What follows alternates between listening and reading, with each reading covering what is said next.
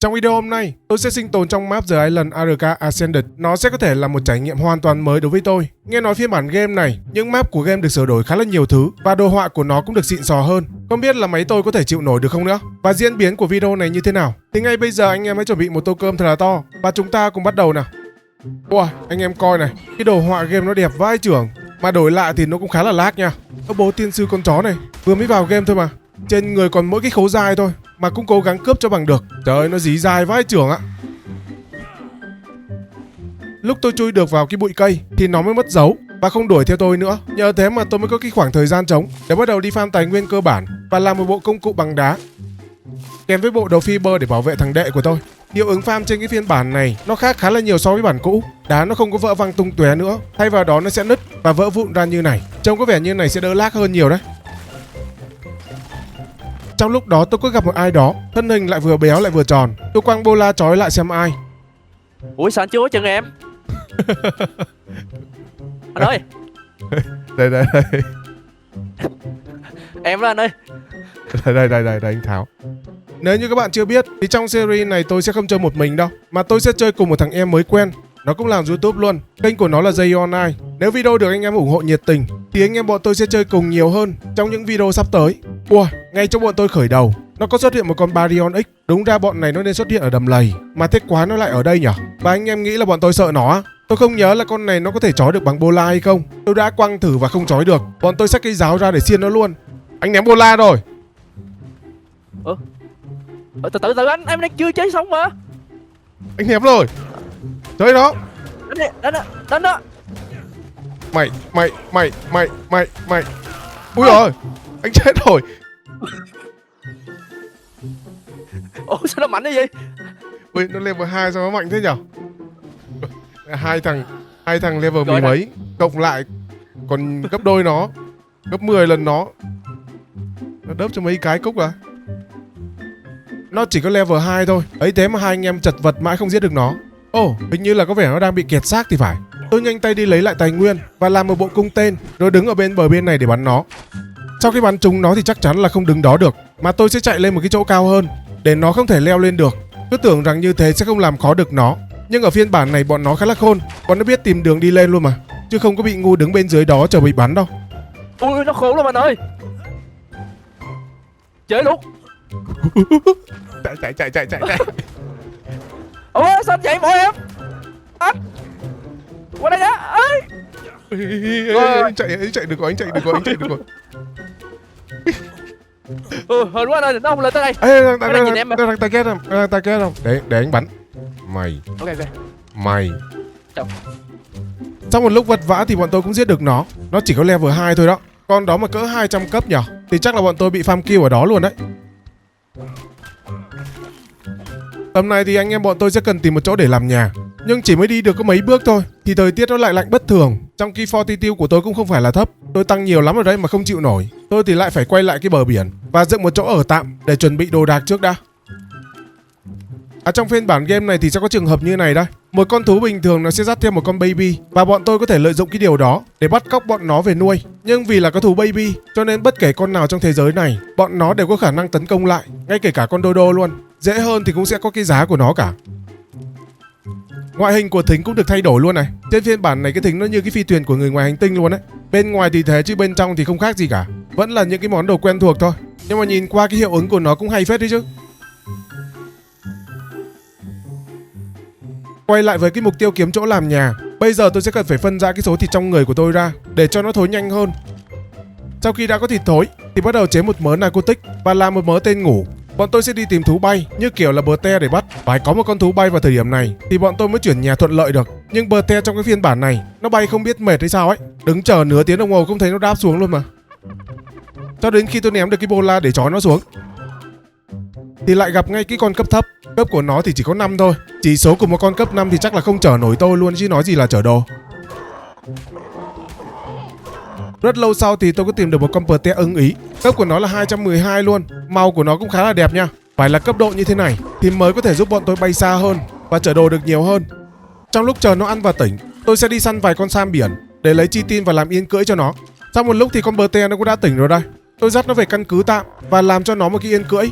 Bây giờ có thể lắp yên lên cho nó và có thể di chuyển đi tìm một khu hợp lý để làm nhà được rồi.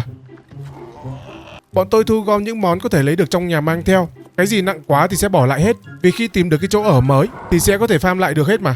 Sau khi gom đồ xong, tôi gắp thằng cô em lên đường đi luôn. Thằng cô em chơi cùng nó tên là Sơn, tôi sẽ gọi nó là Sơn cho dễ nha. Lâu lâu map nó có cái quả sương mù này trông vãi chưởng lắm, con lỡ đi vào đó là không nhìn thấy gì luôn đấy. Này mà đang bị con gì nó dí, xong rồi chui vào cái đám sương mù này thì thôi ha, khả năng lên bảng đếm số rất cao. Ngoài những cái hiệu ứng thời tiết đó ra thì map cũng đã được chỉnh sửa họa tiết nhiều hơn. Đồi núi cây cối cũng được thêm vào khá là nhiều. Cảm giác chơi thì nó thật hơn, nhưng cũng đặc biệt là sẽ lag hơn. Máy tôi chơi cái map này là chỉ có 20 đến 30 FPS thôi đó, không khác gì đang hành xác cái máy cả. Không biết là chơi mấy cái map khác thì nó có lag như thế này không nhỉ? Không biết là anh em có nhớ cái chỗ này không? Ở cái bản cũ chỗ này nó là một cái khoảng đất trống, nó rất là ít cây cối và đá, có thể làm nhà được luôn. Nhưng ở cái phiên bản này thì khác, trông nó không còn được bằng phẳng như trước nữa. Cây cối nhiều hơn và đá cũng nhiều hơn cơ. Ngoài những cái địa hình của map ra thì thú trong cái phiên bản game này cũng được thêm mới. Ở phiên bản game cũ thì sẽ phải thêm mod Addition nó mới có những con thú này. Còn trên phiên bản game này, mấy con thú trong mod Addition nó được thêm là thú mặc định của map luôn. Mấy con như là Acro hay là Serato, hầu hết là mấy con thú của Addition là được thêm vào luôn đó anh em ạ. Sau khi di chuyển khá là lâu thì anh em tôi cũng tìm được một cái chỗ khá là hợp lý. Nó cao ráo và tài nguyên cũng khá là nhiều, không cần phải đi đâu xa cả. Metal cây cối là có đủ luôn nha. Trên này nó là một cái mỏm đá, cho nên nó chỉ có một cái lối duy nhất để đi lên thôi. Chặn cái lối đi lên đó là an toàn tuyệt đối. Trong lúc Sơn nó đang xây nhà, tôi tranh thủ đi kiếm Crystal để về làm ống nhòm khai sáng thiên nhãn cho hai anh em. Phía sau nhà tôi là cái núi của Argen, trên này có khá là nhiều Metal và Crystal, cũng không cần phải đi quá xa đâu. Tôi tính là chơi hoàn toàn của Vanilla luôn, nhưng do Sơn nó mới chơi, nó không chịu nổi nhiệt của Vanilla, cho nên tôi có thêm một vài mod hỗ trợ như là mod ống nhòm này, mod gom đồ này và mod stack đồ. Chỉ có 3 mob đó thôi đó. Ban đầu tôi tính là chơi không mob luôn cơ. Mob ống nhòm thì tôi vẫn dùng cái loại quen thuộc thôi, dùng cái loại này quen rồi, cho nên có đổi loại khác thì cũng không quen cho lắm. Ôi, Ủa? vừa bật ống nhòm lên soi con ba so thì nó chết đói á. Nãy giờ mình không cho nó ăn, nó chết đói à. Vừa bật ống nhòm lên soi thấy nó đang tụt máu, còn có 4 máu. Chỗ ở thì tạm thời cũng ổn rồi. Bọn tôi sẽ cần phải đi săn một ít ra để làm vài cái lò nung nữa, đi săn vài con thú. Tiện thể thì cày cấp cho con Bte luôn. Trông thế thôi chứ hai con Bte không thể ăn nổi được con Spino này luôn. Cấp của con Spino là 320, máu của nó là 9k, mà mỗi phát cắn của con Bte thì chỉ có hơn 100 thôi. Tên này thì không biết đến đời nào thì mới giết được nó.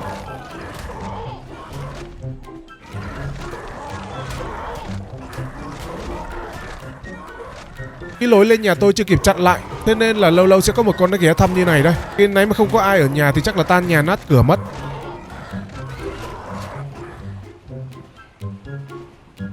Sau khi đã có lò nung và nung được một ít metal, tôi nâng cấp bộ công cụ và nỏ lên đồ xịn luôn để farm và thuần hóa thú cho nó dễ.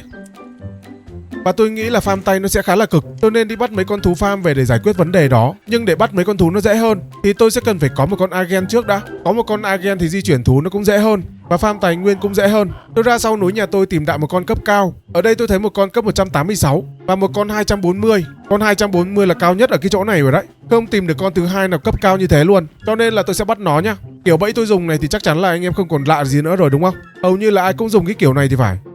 Xây bẫy xong thì bây giờ sẽ dụ nó vào, nó bắt đầu bắn ngủ nữa thôi.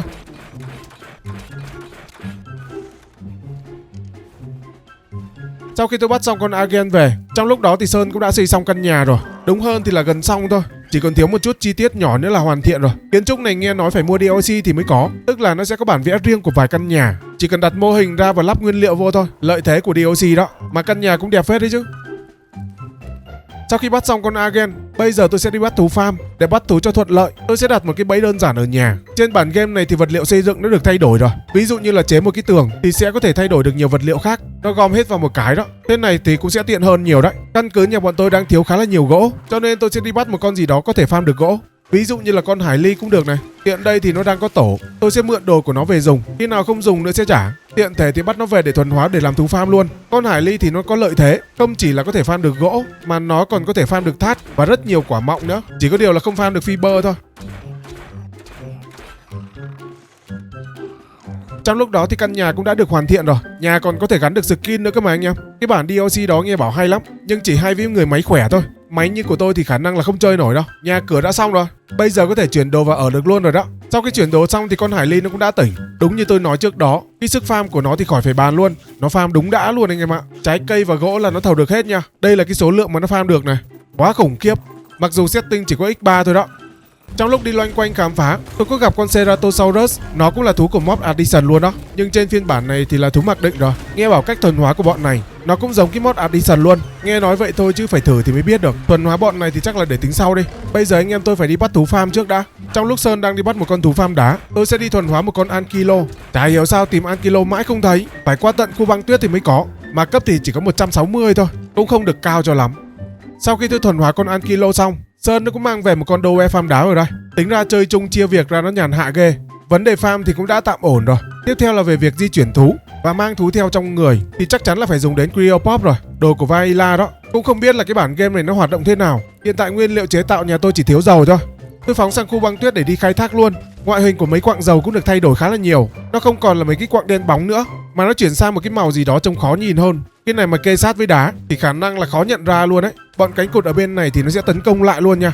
Bên bản cũ là nó chạy té khói đấy chứ. Khi tôi chơi cái bản game này, cảm giác như là tôi đang chơi cái bản mob đồ họa vậy đó. Mọi thứ vốn có thì nó vẫn thế, chỉ có ngoại hình của map thì nó thay đổi thôi. Đây rồi, sau khi farm cả buổi thì tôi lên trụ để chế tạm vài cái để dùng trước, lúc nào cần thêm thì đi chế sau. Và đây là cái vấn đề của Cryopop. Phiên bản cũ thì có thể ném bất kỳ đâu và ném thoải mái luôn. Còn trên phiên bản game này thì khác, không phải ném ở đâu cũng được, mà nó sẽ phải đi kèm một cái tủ ngủ đông nữa. Và để cái tủ ngủ đông đó nó hoạt động được thì tôi sẽ cần phải nâng cấp căn cứ lên đồ điện từ cái bản Fabricator trước. Cái máy phát điện trên cái phiên bản này nó khá là hay, nó làm gọn hơn rất nhiều. Chỉ cần đặt cái máy phát điện ra, bỏ xăng vào là có thể dùng được luôn, mà không cần phải nối dây điện gì cả. Tức là nó sẽ chạy bằng Bluetooth đó, nhưng mà nó sẽ có phạm vi nhất định nha. Đơn giản và gọn gàng phết. Sau khi nhà đã có điện, tôi quay lại cái trụ boss để chế cái tủ ngủ đông. Sau đó là mang về nhà đặt nó xuống. Khi mới đặt ra thì chưa sử dụng được ngay đâu. Lúc đầu thì tôi cứ tưởng là lỗi, nhưng thật ra là phải chờ cái tủ ngủ đông nó khởi động thì mới có thể dùng được, mà phải dùng ở gần cái tủ đó mới được nha. Nó cũng sẽ có phạm vi nhất định đó. Ok, thú farm nhà tôi hiện tại cũng đã có đủ rồi. Bây giờ bọn tôi sẽ chuẩn bị đồ để chuẩn bị đi hang. Thú đi hang hiện tại lúc này thì chỉ có thể là Thylacoleo thôi. Nó là hợp lý nhất rồi. Bố tiền sư nên tôi lượn cả cái rừng đỏ này rồi. Ấy thế mà tìm được đúng một con 186 thôi. Còn lại chỉ toàn là cấp 20 với 40 thôi. Tìm được một con cấp cao thì cũng không phải là dễ đâu. Và để bắt được em nó thuận lợi thì tôi nên đặt một cái bẫy đơn giản như này. Sau đó là gấp thả em nó vào trong bẫy. Như này thì thuần hóa sẽ dễ hơn nhiều đó.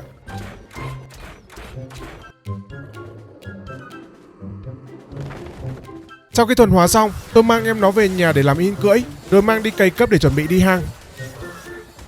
Đây là con Agro, nó là một con thú khá là khỏe. Trình độ của con này thì chắc là từ con Rex đổ xuống thôi, chứ cỡ Gigankacha thì con này chịu gì nổi. Con này nó có khả năng đặc biệt là khi nó yếu máu, nó sẽ nổi khùng lên, giống như kiểu là nộ ấy. Trong trạng thái đó thì nó sẽ khỏe hơn, và tốc độ tấn công của nó cũng sẽ nhanh hơn. Ok, cày cấp xong rồi, bây giờ thì lên đường đi hang thôi.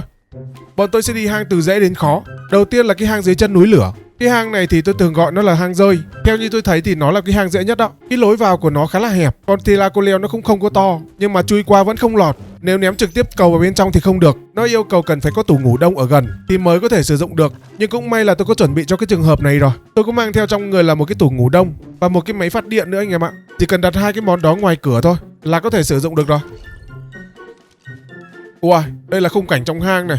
Nó đẹp vãi chưởng. Cấu trúc của hang thì không có gì thay đổi cả, nhưng được trang trí thêm cũng khá là bắt mắt. Thề không phải nói gì chứ. Nó không khác gì là bản mod đồ họa luôn ấy. Cái này mà bật epic lên thì chắc là đẹp lắm này. Đây là tôi chỉ để medium thôi nha. Để đồ họa cao hơn thì chắc là đẹp hơn đó. Nhưng máy tôi thì chịu không nổi đâu. Bọn rắn rết trong hang thì không có gì khác cả. Nó vẫn khó chịu như bản cũ thôi.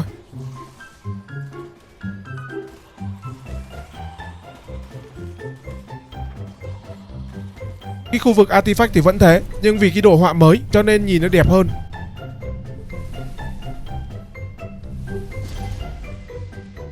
Ok, đã xong cái đầu tiên rồi. Nhưng trước khi đi cái hang tiếp theo thì anh em tôi sẽ cần phải về nhà để chuẩn bị vài lọ máu. Vì khi đi hang thì sẽ bị mấy con rơi nó cắn. Khi bị rơi cắn thì sẽ bị ho lao, giống như kiểu là bị dính Covid vậy đó. Không có máu là khả năng không sống nổi luôn đấy. Tôi làm một cái nồi nấu kipple để nấu vài lọ máu cho hai anh em. À đúng rồi, cái cơ chế nối ống dây nước trên này nó cũng đã được thay đổi rồi. Chỉ cần đặt cái van hút nước dưới cái dòng nước thôi, nó sẽ tạo ra một cái khu vực nhất định. Những vật phẩm yêu cầu cần có nước, nó sẽ tự động có nước luôn. Nó không như bản cũ là phải nối dây chằng chịt đâu. Chỉ cần đặt cái van nước xuống là có thể dùng được rồi. Chuẩn bị xong rồi, lên đường đi hang tiếp nào. Bây giờ đi hang lúc nào tôi cũng thủ trong người một cái máy phát điện và cái tủ ngủ đông. Tuy nó rườm rà một chút nhưng nó là nguyên bản của game, không trải nghiệm qua thì chắc chắn là không biết được cơ chế của game nó như thế nào cả. Hang này theo wiki thì nó gọi là Patch. Trong hang này cũng được thiết kế lại cũng khá là đẹp. Bên ngoài lối vào là có crystal màu xanh, nó phát sáng cả cái hang luôn. Đi vào sâu một chút thì nó có thêm rong rêu và ánh sáng đỏ từ mấy cây nấm, trông cũng đẹp mắt phết nha. Đường lối của hang thì nó vẫn thế thôi, không khác gì bản cũ cả, nhưng được cái là đồ họa đẹp hơn nhiều. Và đây là cái artifact thứ hai. Hang thứ ba là cái hang Hunter. Ở bản cũ hình như là mấy cây nấm này nó đâu có phát sáng đâu đúng không? Còn trên bản này là nó phát sáng cả hang luôn. Trông cũng khá là ưng mắt nha. Ôi, trong hang nó đẹp như này rồi. Không biết là cái bản Aberration thì nó đẹp cỡ nào ta. Bản đấy tôi nghĩ là đẹp lắm luôn đấy. Nhưng mà càng đẹp thì nó đánh đổi là càng nặng. Để chơi được cái đồ họa đẹp thì sẽ cần phải có cái máy có cấu hình ổn định hơn.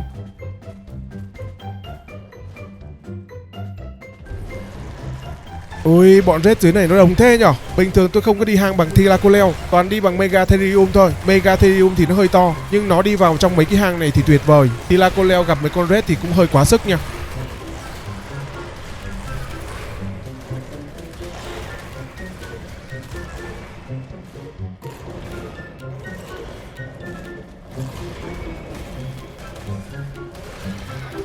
Kết cấu của cái hang này thì cũng không thay đổi. Nó cũng sẽ có hai đường. Một là phải đi đường nước, hai là có thể trèo lên cái vách đá này. Nó sẽ có một cái lối đi tắt. Lối đi này thì sẽ an toàn hơn. Và đây là cái artifact thứ ba. Sau khi đi xong cái hang đó, lúc bọn tôi chạy ra ngoài thì hai con bờ te bị hai con raptor nó ăn thịt rồi. Còn mỗi hai cái túi xác thôi. Bọn raptor chắc chờ ngày này lâu lắm rồi đó. Trong túi xác nó có cái linh hồn của con bờ te. Cái này khả năng là phải mua DLC thì mới có thể hồi sinh được này. Tôi cũng không biết rõ về cái này. Có anh em nào đã từng chơi và sử dụng cái này rồi thì để lại bình luận cho tôi biết với nhá. Mất thú bay rồi thì bây giờ phải quốc bộ về thôi. Chứ biết làm sao bây giờ. Tốc độ di chuyển của con Thylacoleo nó cũng khá là nhanh, cho nên đi ngang qua cái đầm lầy thì sẽ không lo bị cá sấu bay nó tóm đâu. Sau khi về nhà chuẩn bị thêm ít đồ thì anh em bọn tôi tiếp tục đi hang lava. Tôi nhớ cái hang lava ở bản cũ thì nó hơi tối, còn trong bản này thì nó rực rỡ hơn, nó sáng sủa hơn, cảm giác cũng nóng nực hơn. Bọn rơi với cả bọn đi lâu phô trong này thì vẫn thế.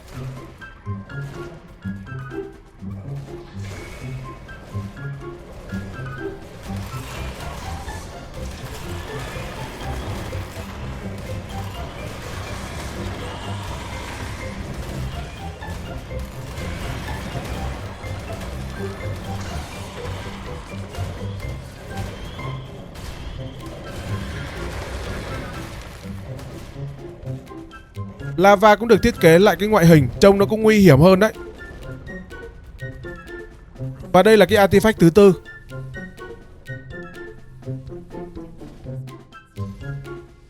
Hang tiếp theo bọn tôi sẽ đi là cái hang Devourer. Nó nằm trên cái hòn đảo ở góc bên phải. Tôi thường gọi nó là cái đảo đầu lâu. Hang này nó nằm sâu dưới lòng đất và nó giáp ranh với cả biển. Vì thế mà cảnh quan bên trong hang nó cũng sẽ có rong rêu và san hô. Đó chỉ là khu vực bên ngoài thôi. Còn đây là khu vực bên trong này. Cái màu xanh nó làm dịu mắt mà nó đẹp vãi chưởng. Tôi nghĩ đây là cái hang đẹp nhất từ nãy đến giờ rồi đó.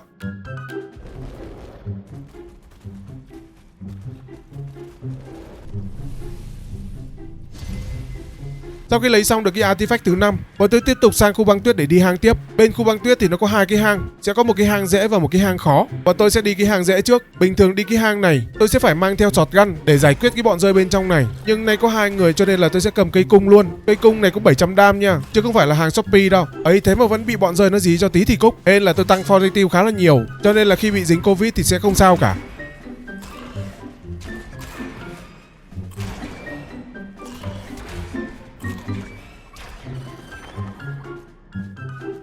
Chuyến này đi tôi có chuẩn bị theo nỏ móc bám. Nó không phải là nỏ móc bám vô hạn, cho nên sẽ phải chuẩn bị khá là nhiều mũi tên. Bọn tôi quyết định là sẽ đi đường tắt để lấy artifact cho dễ. Nhưng bên trong đó thì nó còn khá là nhiều rơi. Tôi định quay đầu để tìm cách khác, còn chưa kịp quay xe thì bị bọn rơi nó phát hiện. Nó bay ra nó cắn cho tới tấp. Nên là tôi còn nhanh tay chạy kịp đó. Thằng cô em Sơn thì không chạy kịp, cho nên là bị bọn rơi nó cắn chết ở đó luôn. Sau khi em xuôi thì bọn tôi quay lại. Tôi đu qua cái lối đi đó và chạy thẳng vào lấy artifact. Lúc quay ra thì tiện gom luôn cái túi đồ của thằng cô em. Gom xong định chuồn nhưng lại bắn cái móc bám vào cánh của con rơi. Thế là nó hất lên hất xuống cho. Và rồi lỡ chân nhảy xa quá, thế là rơi xuống cái hố trông băng bên dưới luôn. Dưới này thì rơi xuống một cái là chỉ có hẹo thôi. Đen thế không biết. Cũng hên là tôi có chuẩn bị cho cái trường hợp này rồi. Ở bên ngoài con thú tôi có mang theo một cái nỏ thường và một ít mũi tên móc bám. Bây giờ sẽ cần phải lấy lại đồ trước đã. Tôi đặt một cái foundation xuống để lấy một cái góc đứng trước, rồi dùng cây nỏ đó để kéo mấy cái xác bên dưới lên. Nhờ thế mà có thể lấy lại được đồ. Đây cũng là kinh nghiệm cả đấy. Anh em mà có đi hang rớt xuống dưới đó thì nhớ dùng cách này nhá. Đừng có cố nhảy xuống dưới đó để lấy. Càng nhảy xuống là càng chết thôi. Ok, xong cái hang đó rồi. Giờ quay về nhà sửa lại giáp trụ, rồi đi cái hang tiếp theo. Trên đường về tôi có gặp một con heo hồi máu cấp khá là cao. Tôi sẽ mang nó về nhà để thuần hóa luôn, vì trước sau gì cũng phải bắt 1-2 con để đi boss mà. Trong chuyến đi hang vừa rồi tôi có lấy được cái món đồ này, cũng không biết nó để làm gì luôn. Lần đầu tiên thấy luôn đấy. Lúc đặt nó ra thì nó như một cái thiết bị gài bẫy vậy đó. Cũng không biết dùng sao. Tôi cứ táy máy chỉnh vớ va vớ vẩn. Cái quái nào nó lại phát nổ một cái khí trắng, rồi tiếng còi báo động inh ỏi lên. Rất ca mình. Chắc báo động. Hóa ra nó chỉ là thiết bị báo động thôi, chắc là dùng cho PvP thôi. Hiện tại bên khu băng tuyết còn một cái hang nữa, và đây là một cái hang cực kỳ khó nha. Bọn tôi sẽ không mang con thú nào để đi đâu, vì căn bản thú nhà tôi không có con nào có đủ khả năng để đi cái hang đó cả. Thay vào đó tôi sẽ chuẩn bị dù bảo hộ và nỏ móc bám để đi hang. Chắc là anh em có biết cái trò dù móc bám rồi đúng không? Tôi sẽ dùng cái trò đó để đi lấy artifact. Mọi thứ tưởng chừng là nó dễ dàng, nhưng nó chẳng dễ đâu anh em ạ. Bọn thú trong này là từ 600 đổ lên nha. Chỉ cần rớt xuống dưới một cái thôi là bị bọn nó đấm cho tôi hết mồm luôn đó.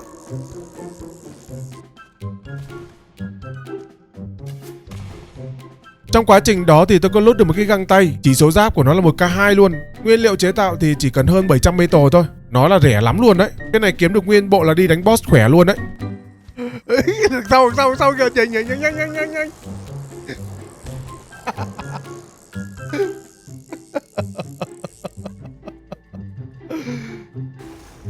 Lag. Mày thế nhở? Với anh bị lag. Lag em phải cất súng thay vô lại mới được. Ê, hên vậy. Cái hang này mà mang thú bình thường vào thì khả năng là chưa đi nổi 2 bước. Bọn gấu trong này nó điên lắm, nó vả 2 cái là cúc à. Nhưng mà cái trò này nó cũng vui phết đấy chứ. Kinh nghiệm dùng móc bám của tôi từ cái bản cũ mang lên cái bản này thì vẫn có thể áp dụng được nhá.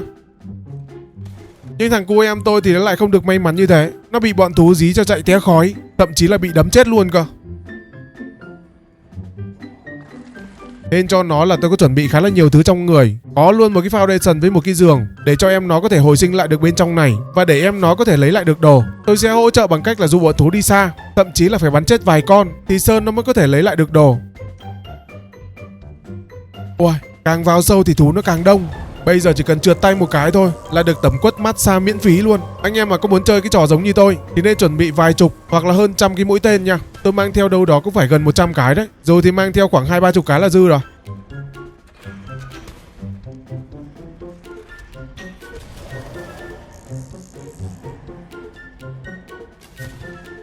Đây rồi, cuối cùng thì cũng đến được cái chỗ artifact.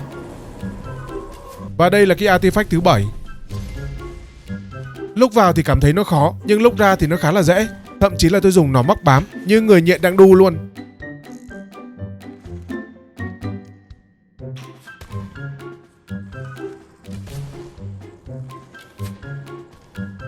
Đây là số artifact hiện tại bọn tôi đã thu thập được. Hiện tại nó còn 3 cái artifact nữa cơ. Nó sẽ là 2 cái hang nước và một cái hang độc bên trong cái rừng đỏ. Ở chuyến đi vừa rồi tôi có lấy được một cái bản vẽ nỏ. Nó chỉ yêu cầu khoảng 1k metal thôi, và một cái găng tay 1k2 giáp. Thu thập được 2 món này cũng ngon rồi. Tiếp theo bọn tôi sẽ đi 2 cái hang nước trước. Tiện thể thì kiếm nguyên liệu để làm một cái mặt nạ phòng độc luôn. Tôi chuẩn bị cho hai anh em mỗi người 2 cái áo lặn. Sau khi chuẩn bị xong thì mới sực nhớ ra là bọn tôi chưa có thú để đi. Và trên cái phiên bản ARK Ascended này, nó có loài cá sấu Deinosuchus của bản mod Addition. Nó cũng đã là thú tự nhiên bên trên cái bản game này rồi. Và đây cũng sẽ là thú để bọn tôi đi hang nước. Lực cắn của con này thì nó khá là khỏe, thậm chí là khỏe hơn cả con Acro luôn đấy. Để thuần hóa được nó thì sẽ phải đút ăn, nhưng mà đút ăn bằng cách thông thường thì không được đâu nha. Trước khi tiếp cận cho nó ăn thì sẽ phải mặc cái bộ đồ cỏ lên, rồi từ từ tiến đến gần nó và nhét vào miệng nó một cái miếng thịt đùi từ cái ô số 0. Tuyệt đối là không được đứng trước mặt nó nha. Đứng trước mặt nó là kiểu gì nó cũng táp cho luôn đấy. Cứ đứng bên hông nó là có thể đút được rồi. Sau khi cho nó ăn xong thì phải quay đầu chạy liền, vì lúc này thì nó sẽ bị khùng. Chỉ cần lên trên thú bay chờ một lúc là nó sẽ quên thôi. Thân hình cá sấu nhưng mà mang não cá vàng, cho nên nó nhanh quên lắm.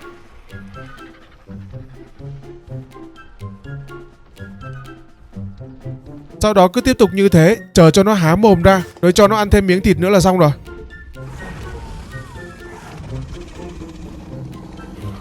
Hiện tại thì tôi có thuần hóa luôn 2 con để cho hai anh em mỗi người một con. Kỹ năng của con này nó sẽ có một cái khoảng thời gian để há cái mồm cho nó thật rộng và táp một cái là sát thương có thể nổ 3k6 luôn. Đây là chưa tăng điểm nha. Cỡ con Kagro này thì một đớp là bay màu. Còn khi tăng điểm cho nó một ít thì từ 3k6 thì nó lên hẳn 11k luôn. Quá khủng khiếp cho bạn cá sấu. Ngon rồi, có con này đi hang nước thì có gì phải lo. Đây là vị trí tôi đặt để thả thú. Dưới nước hình như là không có đặt được mấy cái này thì phải, cho nên tôi phải lựa chỗ như này đó. Con cá sấu này nó bơi ngang thì khá là nhanh, nhưng khi cắm đầu với cả bơi ngược lên thì nó hơi chậm. Chắc khả năng của nó là như thế rồi.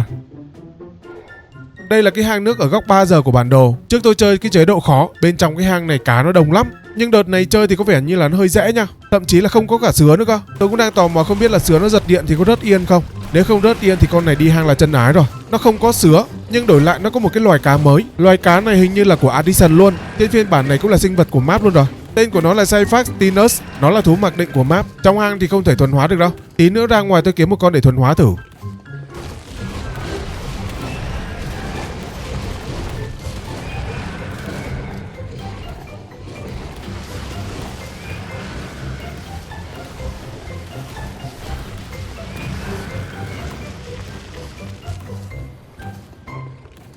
Từ đầu hang cho đến cái chỗ artifact mà tôi không gặp một con sứa nào cả. Cái map này nó làm sao ấy nhỉ?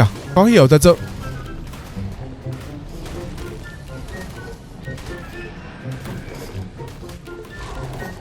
Và đây là cái artifact thứ 8 của map.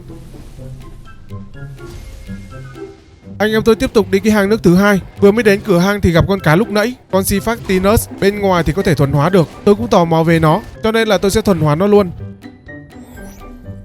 Thuần hóa xong bọn tôi chui thẳng vào trong hang. Cấu trúc bên trong cái hang này thì không khác gì là bản cũ cả. Đúng ra trong này sẽ gặp mấy con Alpha Mosa, nhưng đây tìm mãi mà không thấy con nào cả. Được cái là bên trong hang này có sứa, và khi sứa nó giật điện thì không bị rớt yên. Không bị rớt yên như này thì ngon quá rồi. Cá voi Basilo chắc chắn là vào quên lãng rồi.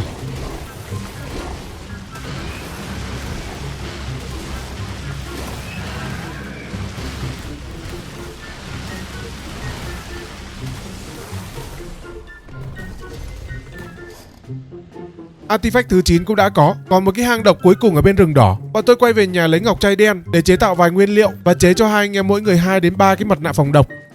Sau đó là phóng thẳng sang cái hang để đi nốt luôn. Hang này theo tôi đánh giá thì nó không khác gì bản cũ cả. Căn bản là vì đeo cái mặt nạ, nó cũng chỉ là một cái màu xanh thôi. Anh em thường gọi cái hang này là hang gì? Tôi thì hay gọi nó là hang độc, còn Sơn thì nó gọi là hang muỗi. Mỗi người gọi một kiểu nhỉ.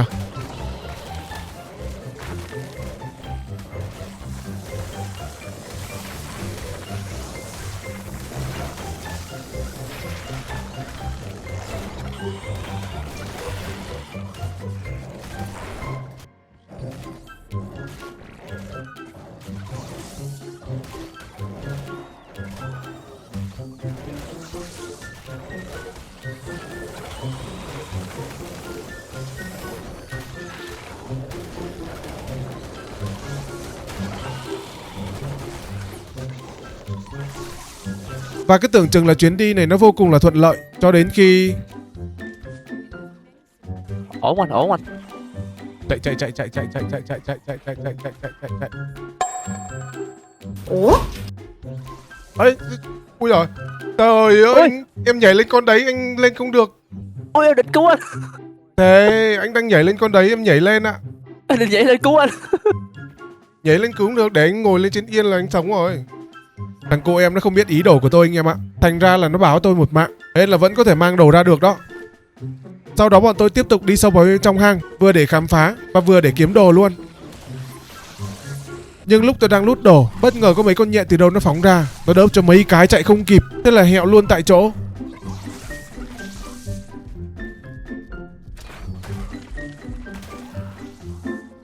Căn bản là giáp trước đó của tôi cũng đã hỏng hết rồi, cho nên nó cắn có mấy cái là cúc rồi. Mà nó đen một cái là khi tôi quay lại cái chỗ đó để nhặt xác thì lại không thấy cái túi xác đâu cả. Mê, hồi nãy đi hang nước tôi có vô tình lấy được một cái cung mây tổ, nó tận 600 đam. Bây giờ lỡ chân một cái mất luôn cái túi xác rồi.